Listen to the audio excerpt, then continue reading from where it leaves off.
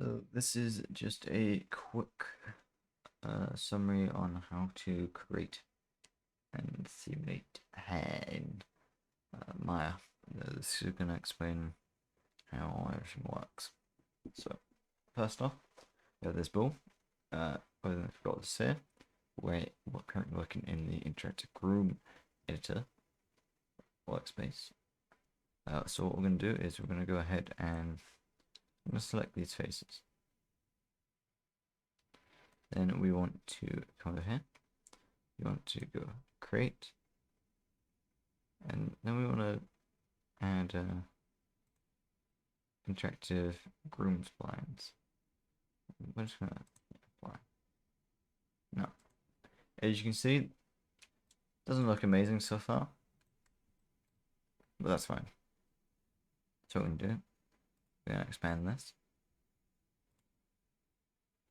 and we'll just move. Yeah.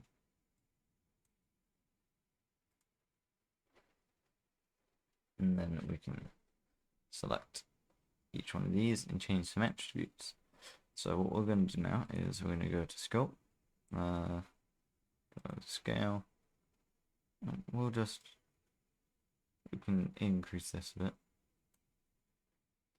What we want to do is we want to come up here, decrease this width, and increase this taper. We also want to increase this taper start. We'll do it. So now we got our hair nice and thin. What we want to do is we're going to want to go to this density multiplier. Just give it a nice increase.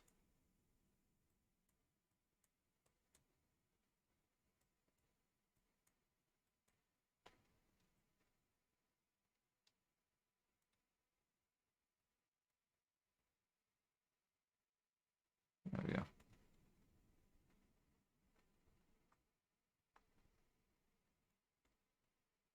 So we can play around with this a bit. We can play around with how big we want the hair.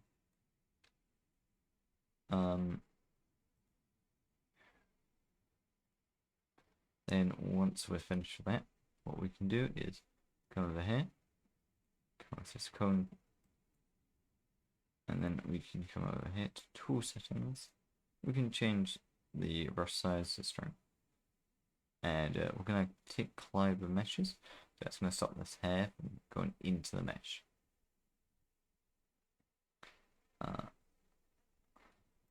So now we're gonna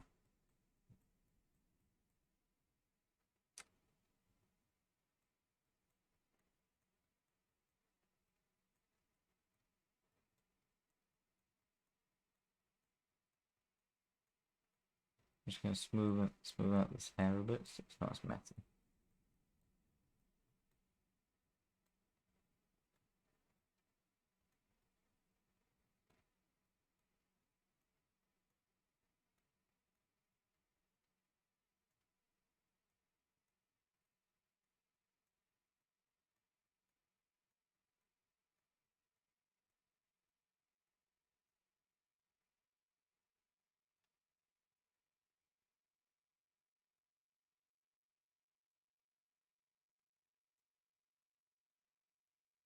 It's a good idea just to spend a little bit of time trying to get used to this, because it can be tricky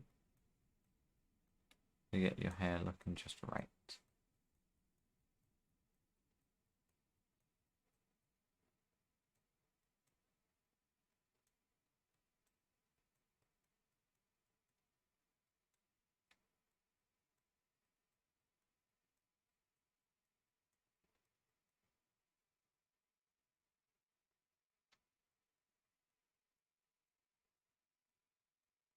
The more you kind of play with it, the more you can kind of get it.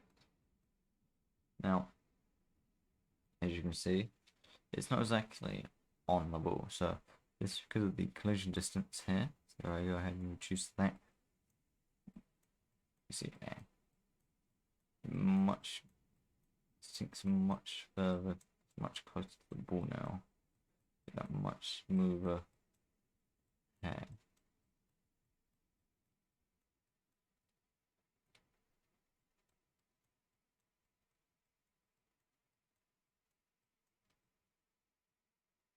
We also have this like kind of bald spot. Now this is actually something that's quite useful if that's something you want to try and do. If you want to try and add this like kind of bald spot looking thing, then kind of the collision multiplier, collision distance could actually be a good way of actually helping with that. Now we actually want to animate this now. So all I'm going to do, I'm just gonna do a quick animation. Just have them going from side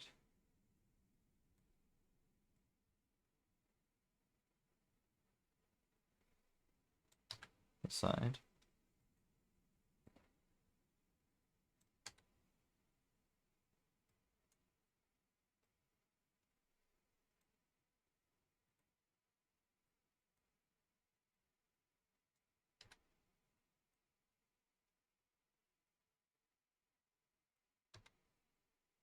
So now we want this hair to be animated, so it's going to be affected by all this. So what we want to do is we're going to go up to the hair, add modifier, and then we want to add guide. Now this guide is essentially going to help us dynamically control where the hair will move.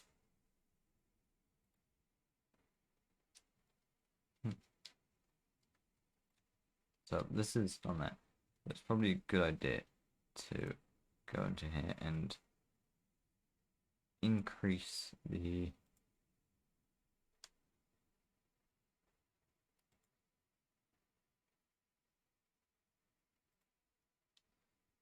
to increase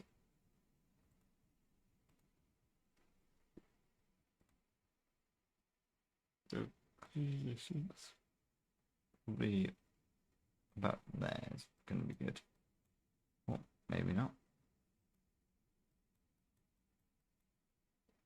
I'll increase strength.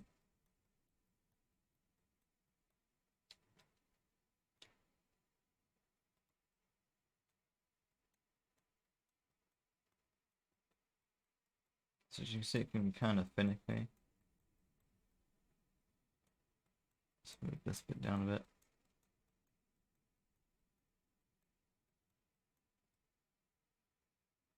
So that's generally, it's a bit messy, but that'll work fine. So we'll go back over to the guide and we'll create the guides. I'm sure that'll be fine. Now, what we're going to do is we're going to make the guides dynamic. So this means when I press play, they'll essentially act kind of like end cloth, and they should